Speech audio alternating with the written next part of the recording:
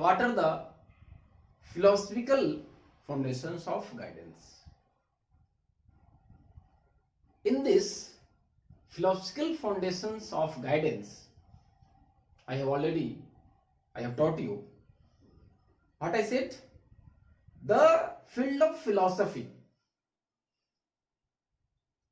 philosophy focused on how much, या हम कह सकते हैं understanding of what human being, के मानव की समझ क्या है और उसके आधार पे हैंडल करता है. तो now we will discuss about, आज हम लोग पढ़ेंगे फिलोसॉफिकल फाउंडेशंस, मनोवैज्ञानिक आधार. मनोवैज्ञानिक आधार. अब इसमें देखना है हमको कि मनोवैज्ञानिक आधार में बात क्या है. तो हमने आपको पहले भी बताया है कि psychology, what do you mean by psychology in ancient time. हमने कहा कि इसको हमने आपको बताया है साइकोलॉजी. ये एंशिएंट टाइम में क्या था कि first time science of soul. क्या था? साइंस ऑफ सोल, आत्मा का विज्ञान. देन क्या आया? Science of mind. ये भी रॉन्ग हुआ, ये भी रॉन्ग हुआ. देन क्या हुआ? Science of consciousness. तो पहले आत्मा का विज्ञान, मनोविज्ञान को कहा गया, मन का विज्ञान कहा गया, फिर चेतना का विज्ञान कहा गया. लेकिन ये भी रॉन्ग हुआ, ये भी रॉन्ग, ये भी रॉन्ग, ये भी रॉन्ग. अभी प्रेजेंट सिनेरियो में क्या होता है बात कि psychology is a science of behaviour. ये हम कोई बात करते हैं, व्यवहार का विज्ञान होता है. ये सबसे बात हुई. तो अब हमारा जो मनोवैज्ञानिक आधार होगा वो किस पे फोकस करेगा? उसके व्यवहारों पे. किसके व्यवहारों पे? Human behaviour. Human behaviour. ठीक है. तो अब मानव व्यवहारों का अध्ययन करेंगे, या मानव ह्यूमन बीइंग को निर्देशन देना है, परामर्श की जो प्रक्रिया चलेगा, ये भी बहुत सारे एस्पेक्ट्स में बात होती है. तब यहां पे मानव व्यवहारों को अध्ययन कैसे करेंगे? मानव व्यवहारों को अध्ययन करने के लिए मनोविज्ञान के नियमों, सिद्धांतों का प्रयोग करेंगे. क्या कहा मैंने? और वो भी शैक्षिक समस्याओं से संबंधित मानव व्यवहारों को अध्ययन करने के लिए मनोवैज्ञानिक नियमों, सिद्धांतों का प्रयोग करते हैं. इन अदर वर्ड्स, जब मनोविज्ञान के नियमों और सिद्धांतों का प्रयोग शैक्षिक समस्याओं को समाधान करने में करते हैं, और उसमें शैक्षिक समस्याएं किसकी? मानव व्यवहारों का, तो वो हमारा क्या कहलाएगा? मनोवैज्ञानिक आधार कहलाता है. तो अब there are two branch of psychology. First pure psychology, शुद्ध मनोविज्ञान, जो हम लोग को अध्ययन, इस पे फोकस कम करना है. हम लोगों को अध्ययन करना है applied psychology. Applied psychology, rules, principles, theories of psychology applied in the field of education. शिक्षा के क्षेत्र में वो सारे नियमों और सिद्धांतों का प्रयोग करना है, तो वो क्या कहलाएगा? शिक्षा मनोविज्ञान कहलाता है. तो अब हम लोग मनोवैज्ञानिक आधार में और आगे देखेंगे कि कौन कौन सारे इसके एस्पेक्ट्स हैं. तो देखते हैं कि कौन कौन सारे इसके एरियाज हैं.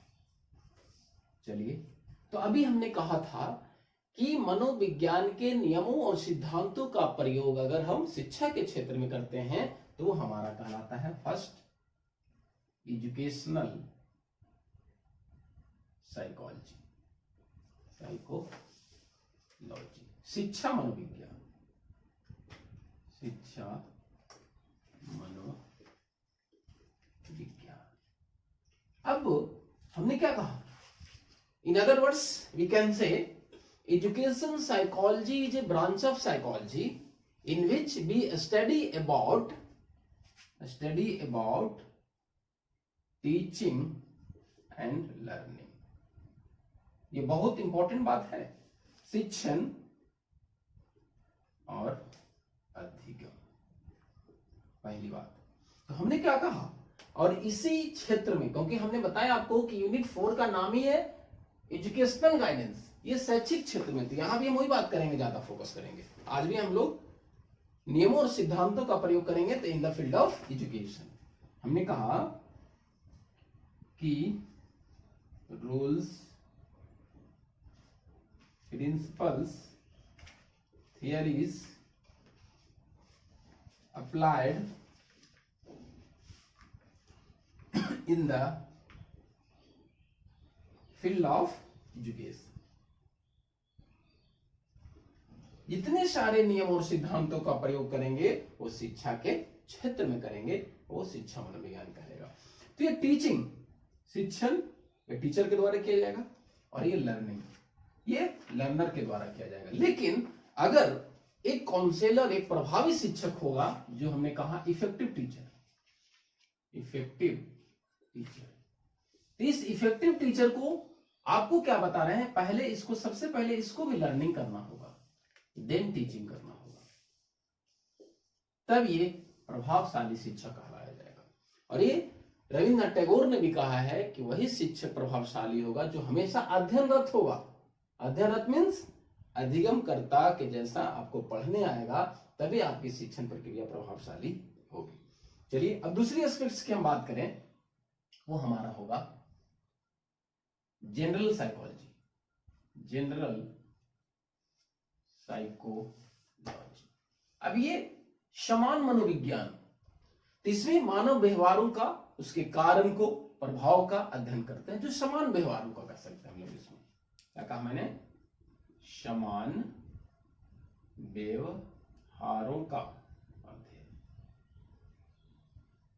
तो इस समान व्यवहारों मैंने क्या कहा, उसके व्यवहारों का वर्णन, कारण आदि का इसमें अध्ययन करेंगे। ठीक है, अब आगे देखेंगे इसकी और सारी, बहुत सारी इसके जो है से फील्ड है, जैसे चाइल्ड साइकोलॉजी, चाइल्ड साइकोलॉजी, बाल मनोविज्ञान। यहां पे क्या बात करेंगे, यहां पे बात करेंगे बालक के योग्यता, क्षमता और रुचि के बारे में बात करेंगे, तो हमारा वो चाइल्ड साइकोलॉजी का रहेगा। और बहुत सारी बात है, और है एडोलेसेंस, एडोलेसेंट साइकोलॉजी। अब इस एडोलेसेंट साइकोलॉजी में क्या बात करेंगे कि जो किशोर अवस्था के जो बालक होते हैं, वो ये स्टेज कहा गया, आंधी और तूफान की अवस्था कहा गया। Stanley hall said adolescence period is a stress and storm, आंधी और तूफान की अवस्था है। तो उसका जो मेन रीजन है, परामर्शदाता जो होगा, उसकी मेन पहलू पे जो ध्यान देगा, वो पहले कौन सा होगा, इमोशनल डेवलपमेंट पे। ये बहुत ध्यान रखने वाली बात है, इमोशनल डेवलपमेंट, संवेगिक विकास, क्योंकि उसके इमोशंस को ही कंट्रोल करना है। क्या कहा मैंने, कंट्रोल ऑफ इमोशंस, सबसे बड़ी बात यहां पे है। उसके संवेगों पे नियंत्रण करना होगा एक परामर्शदाता को, एक शिक्षक को, क्योंकि वो सांवेगिक रूप से अस्थिर है, उसको सबसे पहले स्थिर करना होगा, तब वो वातावरण के साथ समायोजन कर पाएगा और अपने परिवारों के साथ समायोजन कर पाएगा, और क्या कहें, वो अपने सहपाठियों के साथ, पीयर ग्रुप्स भी के साथ वो समायोजन कर पड़ेगा। तो लोग आगे देखेंगे इसमें इंडस्ट्रियल साइकोलॉजी, इंडस्ट्रियल साइकोलॉजी। अब इसमें क्या है, औद्योगिक मनोविज्ञान।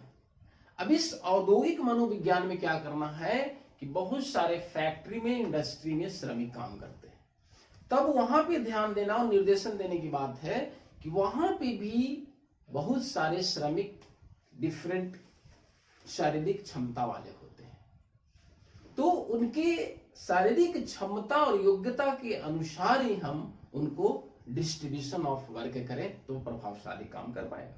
जैसे वो फैक्ट्री या इंडस्ट्री में काम कर रहा है और किसी कारणवश पहले से भी या बाद में भी अगर वो एक्सीडेंट की वजह से भी फिजिकली चैलेंज हो जाता है, तो उसको आप मूव करने में, आने जाने में ना लगाएं, उसको एक जगह मशीन जैसे चल रही है, मिक्सचर मशीन है, सारी चीजें उसको चलाने में लगा दीजिए, उसको कोई वस्तु को उठाने में लगा दीजिए, मतलब उसकी योग्यता क्षमता को उस पर कार्य का बंटवारा करें, तो वो जो है से ज्यादा फायदा होगा। देन उसके बाद है डेवलपमेंटल साइकोलॉजी। डेवलपमेंटल साइकोलॉजी विकासात्मक मनोविज्ञान में क्या करेंगे हम? विकासात्मक मनोविज्ञान में हम बात करेंगे ग्रोथ एंड डेवलपमेंट की। ग्रोथ एंड डेवलपमेंट ऑफ कौन से? परामर्शी के वृद्धि और विकास की बात करेंगे डेवलपमेंटल साइकोलॉजी में। हमारी बात समझ में?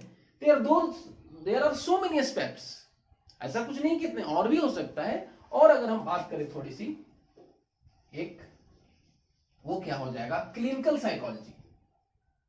क्लिनिकल साइकोलॉजी, इसमें क्लिनिकल साइकोलॉजी में क्या होगा? इसमें क्लिनिकल साइकोलॉजी में हम मेंटल स्ट्रेस की बात करेंगे, एंजाइटी की बात करेंगे कि कैसे वो परीक्षा, फियर ऑफ एग्जाम, एग्जाम के डर उसको जो है उसको खत्म होगा। हमने क्या कहा? Fear of exam, stress, tension, या और सारे बहुत सारे हैं। तो क्लिनिकल साइकोलॉजी में परामर्शी के, व्यक्ति के, मनुष्य के मानसिक तनाव, दबाव या और अन्य सारी जो अबनॉर्मल बिहेवियर, असमान व्यवहार है, उसमें एक क्लिनिकल साइकोलॉजी में अध्ययन किया जाता है। और सारे हैं कॉग्निटिव साइकोलॉजी। कॉग्निटिव साइकोलॉजी में, cognitive psychology come from the word cognition, संज्ञान। तो हमने कहा है, आपको पहले भी बताया कि cognition is a mental process in which we study about reasoning, imagination, problem solving, decision making. तो कॉग्निटिव साइकोलॉजी में मनुष्य के मानसिक प्रक्रिया को डेवलप करना है। सोशल साइकोलॉजी, सोशल साइकोलॉजी में क्या करना है? Study about social behaviour, social interaction, social adjustment, सामाजिक व्यवहारों का, सामाजिक अंतःक्रियाओं का, ये सारी बात करना है। फिर मिलिट्री साइकोलॉजी, मिलिट्री साइकोलॉजी, उसमें मिलिट्री से रिलेटेड उनकी बात किया जाएगा, उनके सर्विसेज के बारे में, उनके प्री सर्विसेज, इन सर्विसेज, प्रैक्टिस के बारे में, ट्रेनिंग के बारे में। उस ट्रेनिंग में मिलिट्री की योग्यता और क्षमता का और इंटरेस्ट वहां भी ध्यान रखा जाएगा। तो मैंने आपको बहुत सारी बातों बताया। तो हम लोगों ने पढ़ा मनोवैज्ञानिक आधार, साइकोलॉजिकल फाउंडेशन। Thank you.